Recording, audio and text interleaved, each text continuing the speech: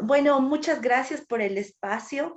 Realmente es la primera vez que puedo compartir esto y yo quiero agradecer a las personas que hacen posible este espacio de la cátedra, a quienes me acompañan y también quienes están ahora dedicando su tiempo para escuchar, digamos, esta aproximación desde lo que ha acontecido ahora en el Ecuador, que es una continuidad, diría yo, de varios sucesos que han pasado anteriormente. Yo quisiera un poco presentarme. Mi nombre es Katy Machoa, yo soy ex dirigente de la CONAIE y he participado como el dirigente, como base, ¿no?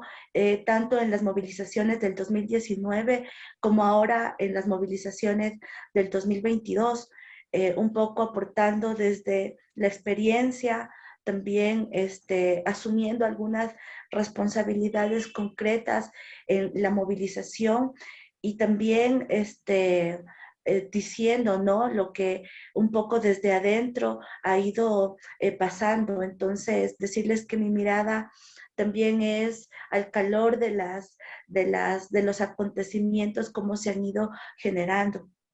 En esta primera parte, además de agradecerles y de presentarme, quisiera también señalar que el Ecuador, al ser un país, digamos, pluridiverso, un país geográficamente pequeño, ha logrado ir condensando, ¿no? Necesidades, ha logrado ir condensando exigencias y sobre todo, diría yo, se ha condensado una vocería que se ha hecho cada vez más fuerte en torno a lo que conocemos como el movimiento indígena.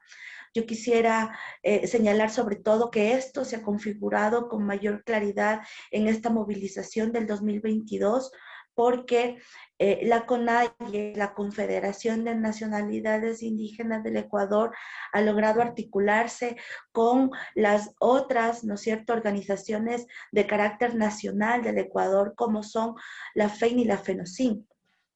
Y estas organizaciones, mirando un poco a la historia, somos hijas de la gran Federación Ecuatoriana de Indios, que fue fundada por nuestra mamá Dolores Cacuango, como la recordamos con mucho cariño, aprecio, respeto, ¿no?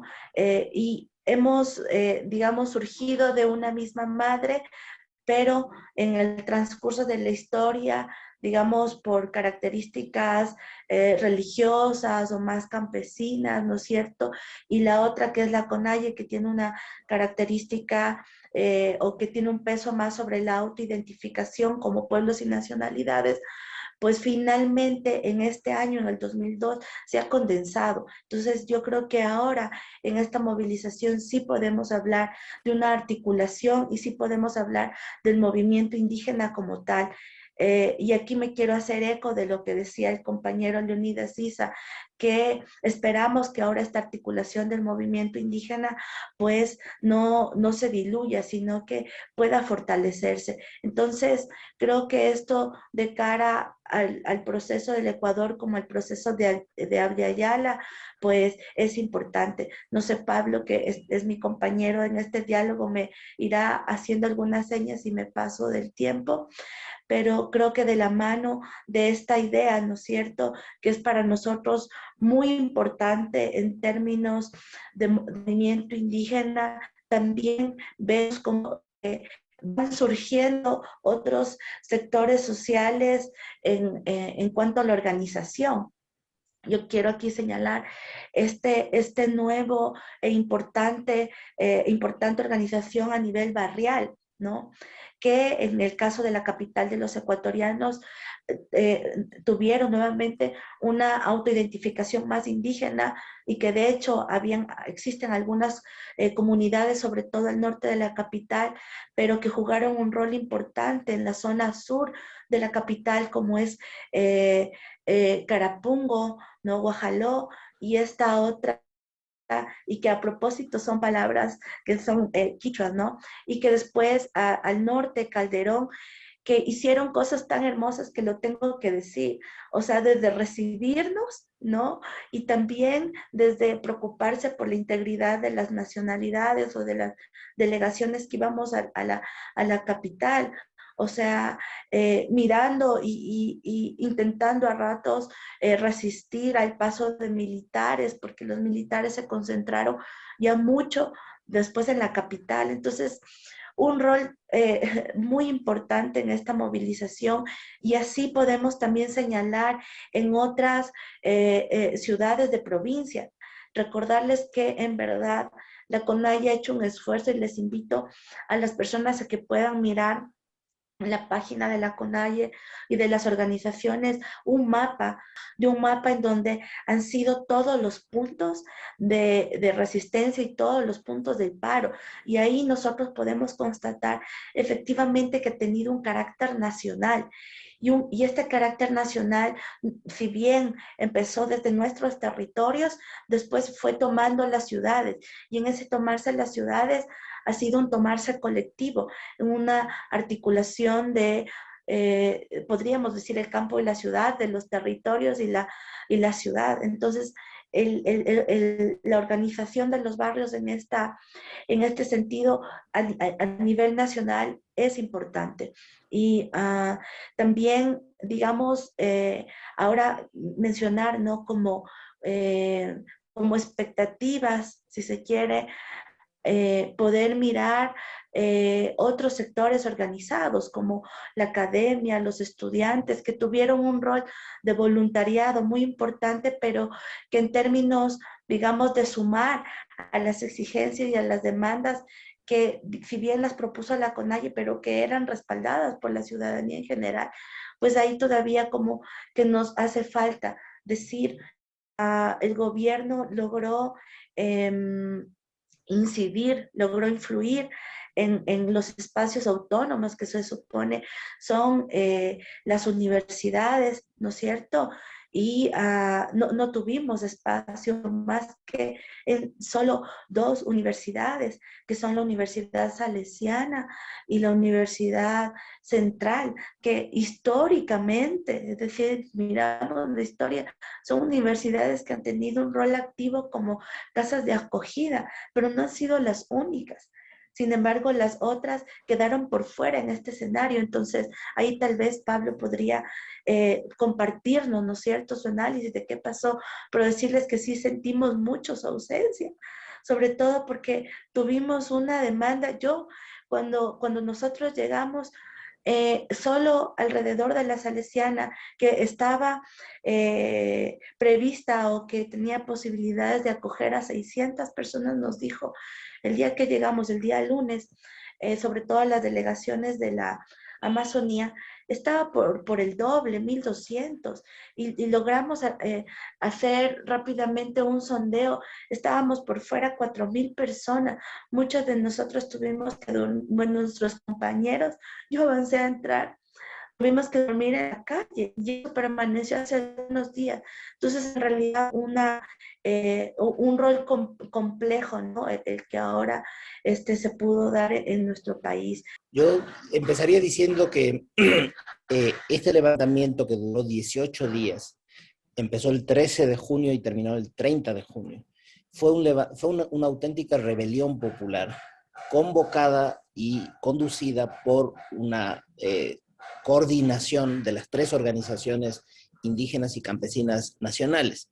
La FEINE, que es la organización evangélica, la FENOCIN, que es una organización más campesina, que tiene también algunas bases en la costa, y la CONAIE, que es la más grande de las organizaciones de los pueblos y nacionalidades indígenas del Ecuador. No es la primera vez que las tres organizaciones se juntan para dirigir un levantamiento. Ocurrió, por ejemplo, en el año 2001, en febrero de 2001, que hubo un gran levantamiento contra el alza del precio del gas. Hubo también una coordinación de las tres organizaciones en el levantamiento por la ley del agua en el año 2009. Y bueno, ahora fue muy evidente la participación conjunta de las tres organizaciones en la conducción de la protesta.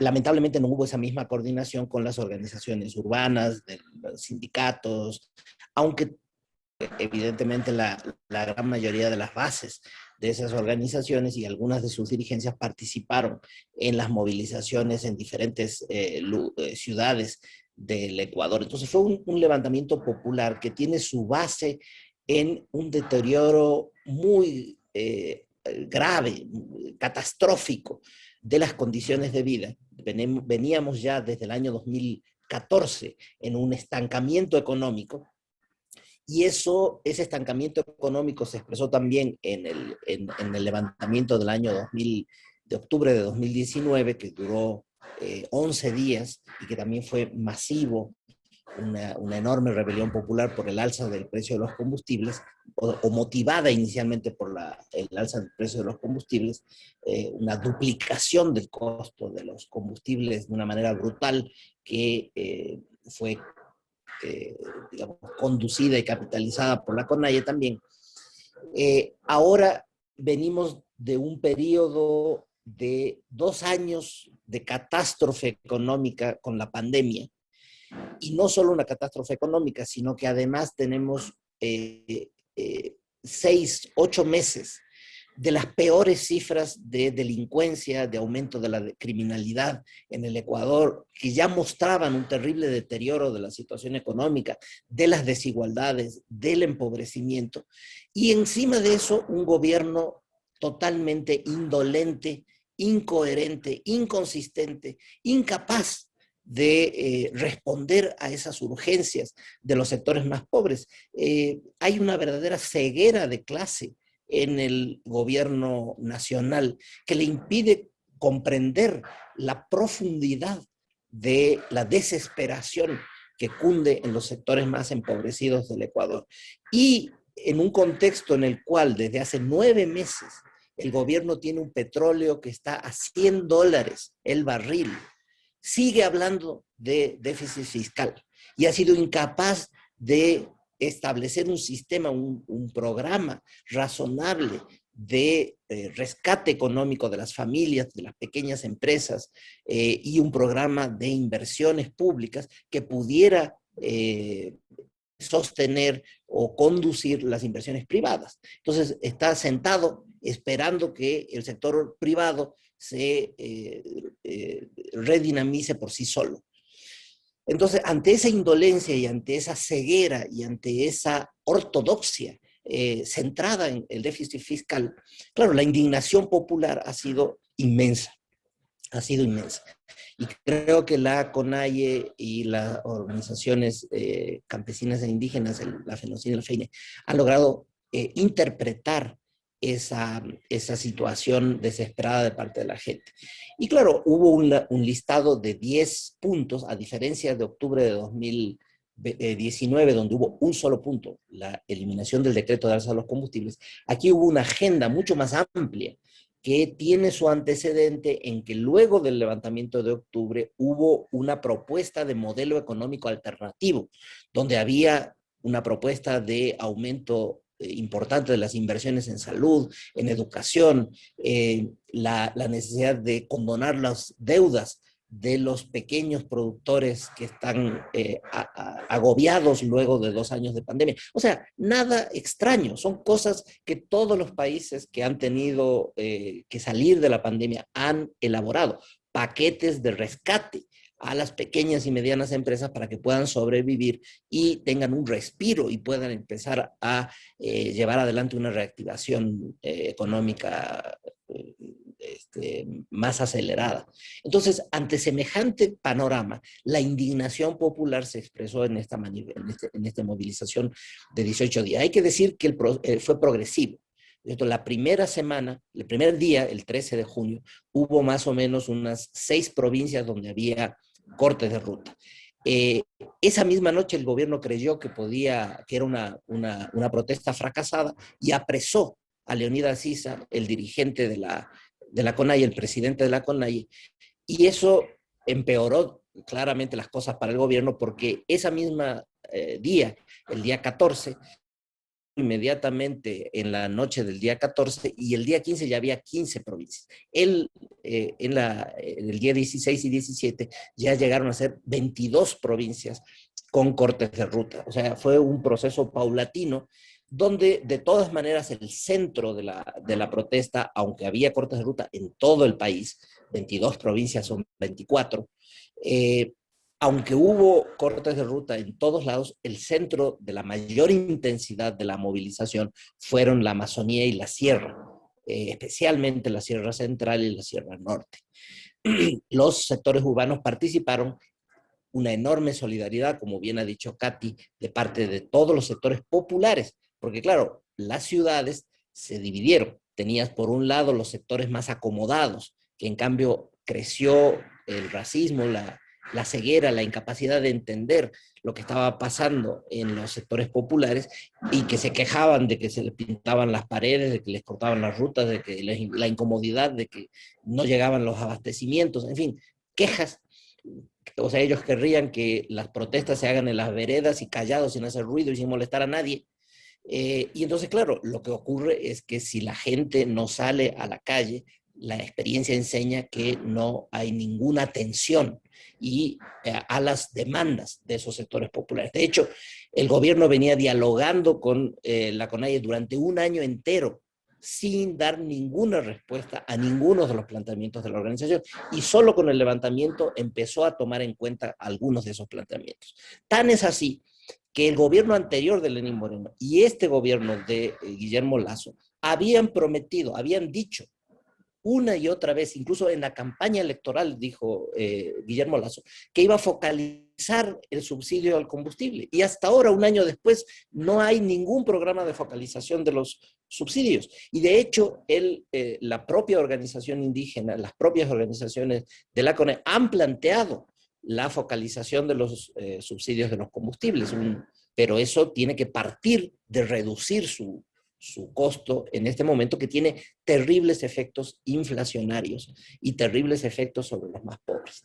Entonces, fue una enorme movilización. Katy ha mencionado que esta vez la solidaridad de las universidades no fue como en el año 2019. Mi universidad, la Universidad Andina, no abrió las puertas a recibir manifestantes, tampoco lo hizo la Escuela Politécnica Nacional, que también está en el mismo lugar y que hubiera podido también recibir a muchos manifestantes y que tiene un campus mucho más apropiado para hacerlo. Debo decir que yo lamentamos mucho, hubo un movimiento importante de docentes y de estudiantes que reclamamos y demandamos que se abrieran las puertas de la universidad, se adujeron ¿cómo se llama? Motivos logísticos, incapacidad de recibir, precisamente el miedo de que abrías para 400 y te llegaban 2.500, hizo que las autoridades decidieran no abrir. Sin embargo, abrieron un centro médico donde se atendió a aproximadamente unas 400 personas durante los días de mayor conflicto en la capital y llegaron a dormir también algunas mujeres lactantes que tenían niños en la universidad. Pero claro, de todas maneras, esto lo que expresa es un temor de parte de las universidades y también una debilidad de los movimientos estudiantiles, porque en la central fueron los estudiantes los que abrieron a la fuerza y presionaron lo suficiente como para que la universidad abriera. Las autoridades y los docentes no lo hubieran logrado por sí solos. Y creo que en la Universidad Andina pasó eso también, que no hubo una presión suficiente de parte de un movimiento estudiantil poderoso. Esa falta de un movimiento estudiantil poderoso, la falta de un movimiento barrial, que no solamente exprese la solidaridad, sino que también participe en la lucha en la calle, es una de las debilidades que ya venimos arrastrando desde hace muchísimo tiempo. Lo mismo que una debilidad de la participación y de la organización en la costa ecuatoriana. Entonces, estos son desafíos de la próxima organización, pero yo creo que más allá de esos desafíos y de esas dificultades y de esa fuerza que tenemos que ir construyendo en varios sitios y en varios lugares donde en este momento está débil, bueno, creo que el balance es positivo.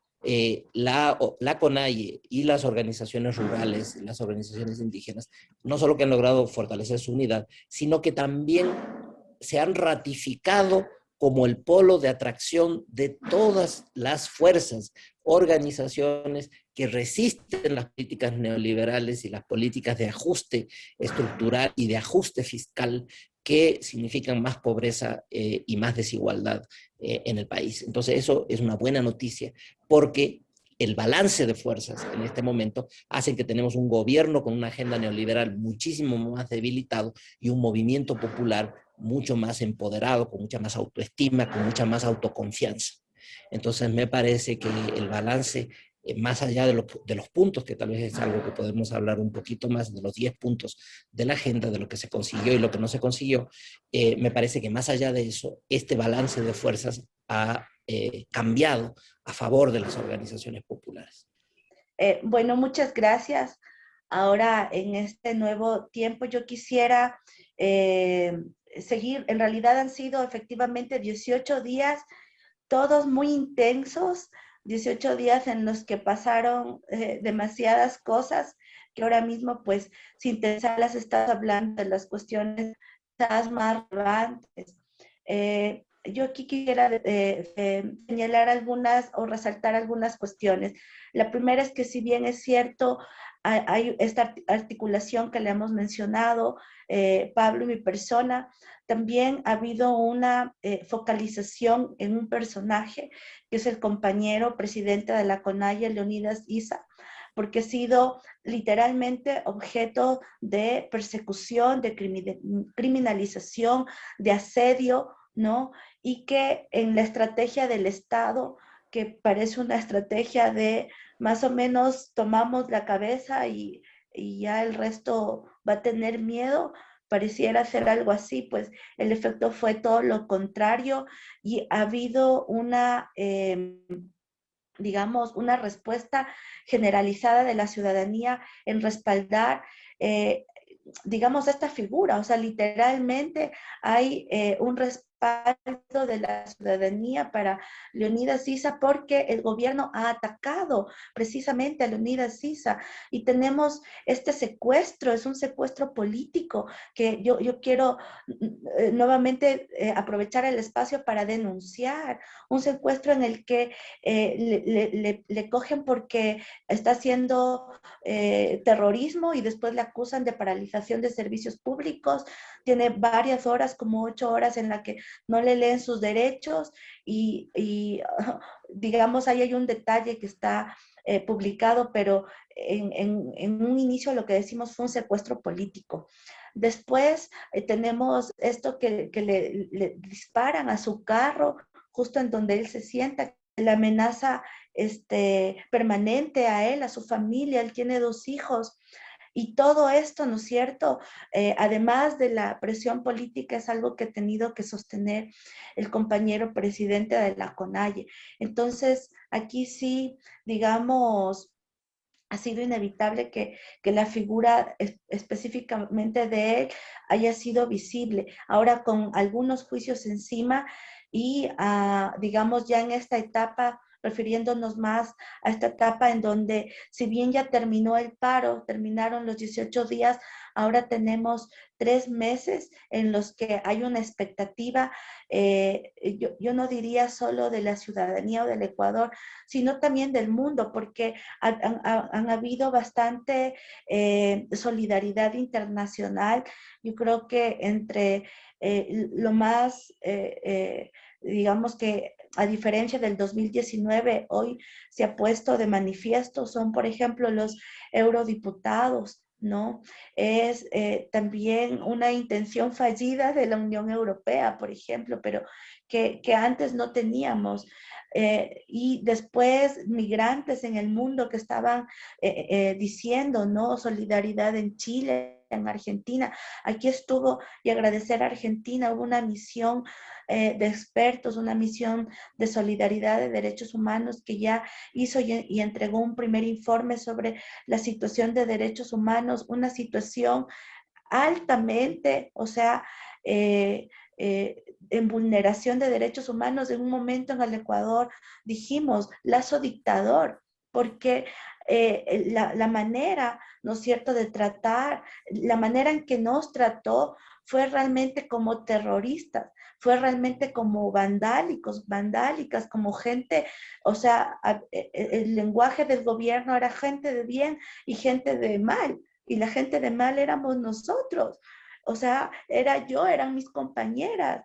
Y yo quiero decir que nada más lejos de la realidad. Yo aquí hay un problema también. Los organismos de derechos internacionales detectaron y ahora, por ejemplo, hay una petición de la CIDH para que pueda venir al Ecuador y pueda también hacer lo que hizo en el 2019, es decir, tomar de primera mano todas las vulneraciones de derecho.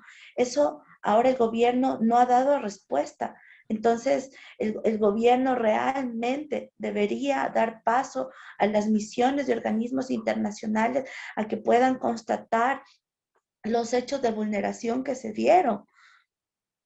Eh, entonces, decir esto, nosotros para el gobierno no somos manifestantes, no somos personas, no somos organizaciones. Hubo un momento tan fuerte que había un temor que el gobierno está solicitando que la CONAIE sea considerada una organización terrorista. O sea, son los niveles de intransigencia, los niveles, yo aquí también sí quiero remarcar algo que ya mencionaba Pablo, o sea, de sectorización, de clase que ha tenido el gobierno y que se han exacerbado. Yo quisiera decir que yo veo ahora una conciencia más de clase, si bien, digamos, étnica, nosotros fortalecidos como pueblos y nacionalidades, con nuestras posiciones, pero también con la gente de lo popular, con la gente del pueblo, ¿no? Y eso, yo, por lo menos cuando nosotros recibíamos las donaciones y nos decía la gente de los barrios, nosotros no podemos estar aquí, pero tienen todo nuestro apoyo, creemos, o cuando salimos, ¿no es cierto?, de la Amazonía y pasamos por varias provincias, hay una provincia que es bueno, las provincias como que se caracterizan por cosas y Baños se caracteriza por tener muchos dulces, cañas y todo eso que nos regalaba.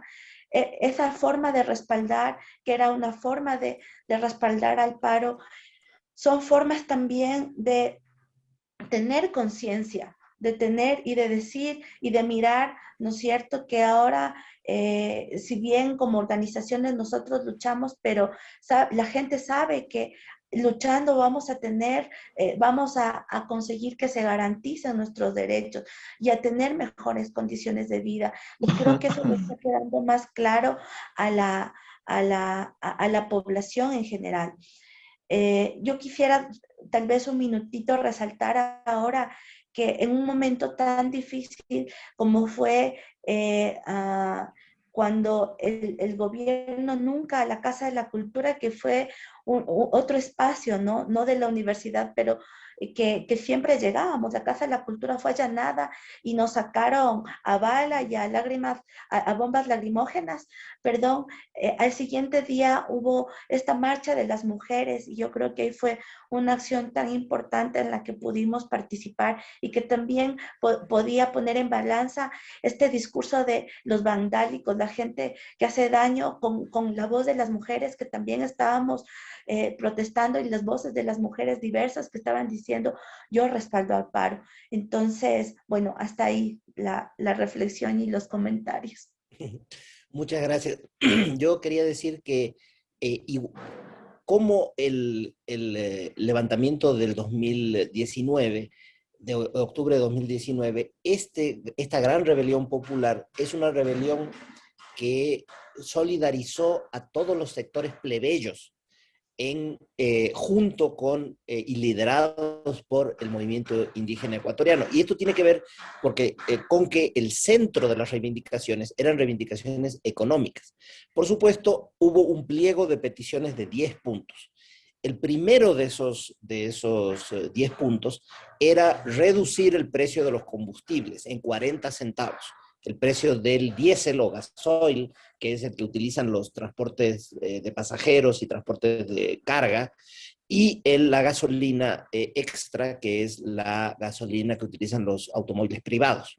Entonces era reducir 40 centavos de dólar, eso. El gobierno finalmente cedió solamente en 15 centavos.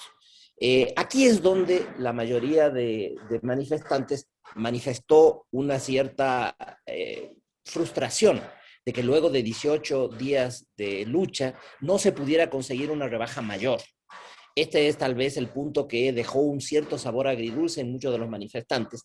Sin embargo, yo creo que muy correctamente las dirigencias, las organizaciones trataron de mencionar que hubo grandes logros y grandes conquistas en todos los puntos. Hubo también un pedido de moratoria de las deudas de los pequeños productores que estaban atosigados por esas deudas, de 4 millones de familias, una moratoria de 1 año y renegociación de deudas a bajo interés en el sistema financiero. Se plantearon también problemas respecto de controles de precios de los productos al productor, que les pagan demasiado bajo, y al consumidor, en cambio, que recibe los productos demasiado caros.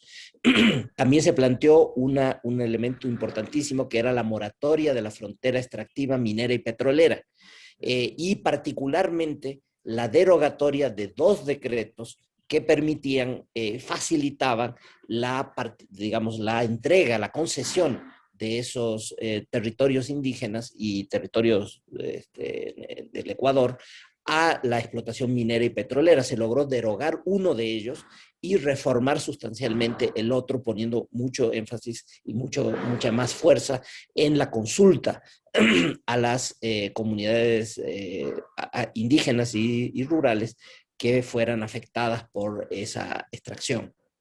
Hubo también un pedido de aumentar el presupuesto en salud y educación. Salud debe tener un presupuesto de 4% del PIB y educación del 6% del PIB para cumplir con los compromisos internacionales de los objetivos del milenio. En este momento, en salud hay apenas el 2% del PIB, o sea, la mitad de lo mínimo que se exige internacionalmente para una atención razonable en salud, al punto de que no hay medicina siquiera en los hospitales y la gente se está muriendo en la calle. Entonces, todos estos puntos, muchos de estos puntos, eran puntos que no se pueden solucionar con un decreto, ¿cierto? Sino que son producto de una política pública que tiene que cambiar, y por lo tanto eso es también lo que se acordó al final del paro, que es establecer unas mesas de trabajo durante 3 meses, 90 días, donde se puedan ir viendo avances concretos en cada uno de estos casos. El gobierno decretó la emergencia en el sistema de salud para poder comprar las medicinas y asignó 300 millones de dólares a la salud. Y es increíble que eso no haya hecho antes, sino que haya tenido que esperar 18 días de paro, 7 muertos, 500 heridos, para poder tomar una decisión razonable de gobierno que cualquier gobierno tomaría por su propia cuenta, no por la presión popular. Entonces yo creo que lo que esto ha dejado como enseñanza pedagógica es que aquel que no lucha, que no sale a la calle, que no presiona, no va a conseguir las cosas, incluso las mínimas, más razonables para asegurar la supervivencia de los más pobres. Ante un gobierno de empresarios, a un gobierno de grandes empresarios que evidentemente tiene la vista puesta en el contexto internacional, en el riesgo país y en los organismos financieros internacionales, y no en los sectores plebeyos que están sufriendo el costo de la crisis. Bueno, digamos, como un mensaje final, yo quisiera decir que desde el 2019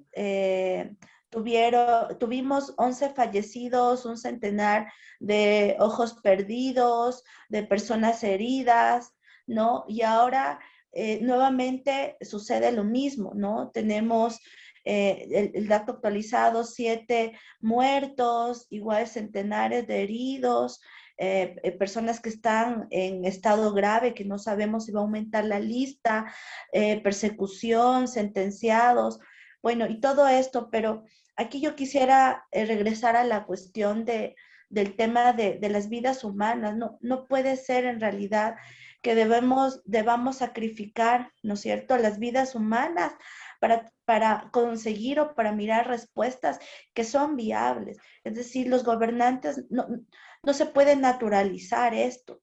Yo creo que aquí esto tenemos que hacer justicia. O sea, son compañeros que nosotros hemos insistido y hay pruebas.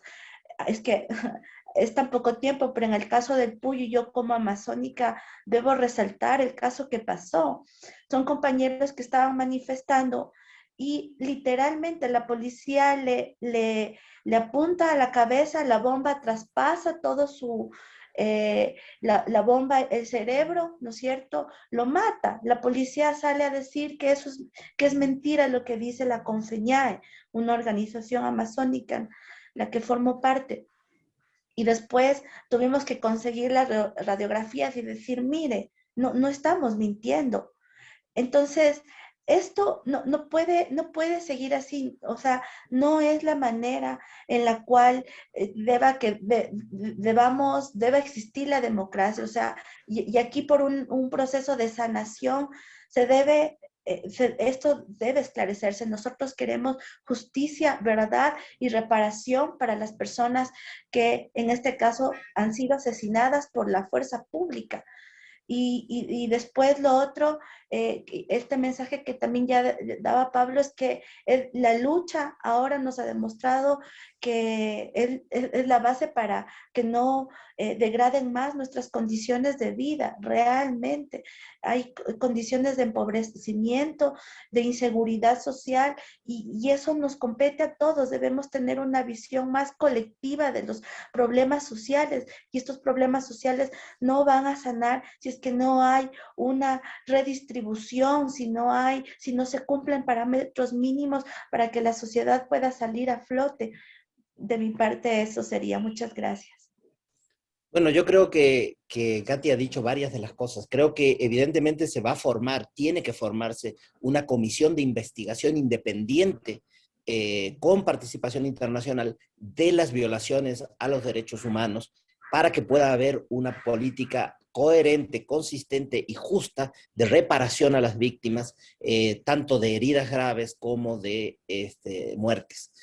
Creo que también va a ser muy importante presionar para que no se judicialice la política y no se establezca una serie de juicios penales contra todos los dirigentes que participaron en las manifestaciones. O sea, esto no va a pacificar al Ecuador si es que todos tienen que estar defendiéndose en los juzgados de lo penal, cuando aquí esto se tiene que resolver políticamente.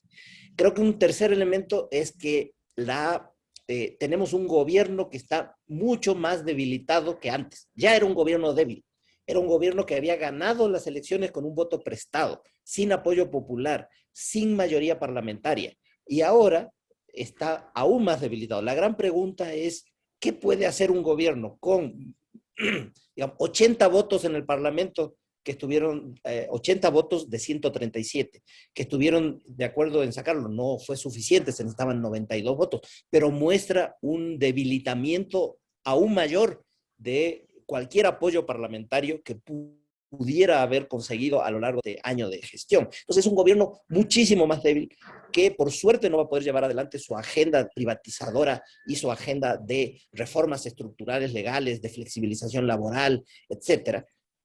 Sin embargo, ¿qué le queda? Porque para esto todavía van 3 años, faltan 3 años de gobierno. Entonces, la gran pregunta que se hace todo el mundo en el exterior y en el país también es, ¿alcanzará a terminar su gestión? Un gobierno que se va a tener que estar arrastrando hasta el final de su gestión para tratar de terminar.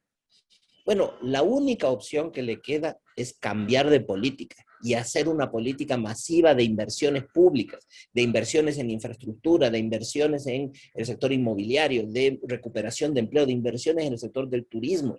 O sea, de un paquete, un plan Marshall a favor de la recuperación económica y de los sectores y de las empresas más pequeñas, que son las que proveen aproximadamente el 60% del empleo en el Ecuador viene de empresas pequeñas, de microempresas o de autoempleo. Entonces, y en el sector agrícola, por supuesto, hay muchísimas de esas. Entonces, un gran plan Marshall de reinversiones, de recuperación económica, abandonando digamos, la ortodoxia y la ceguera de las políticas ortodoxas de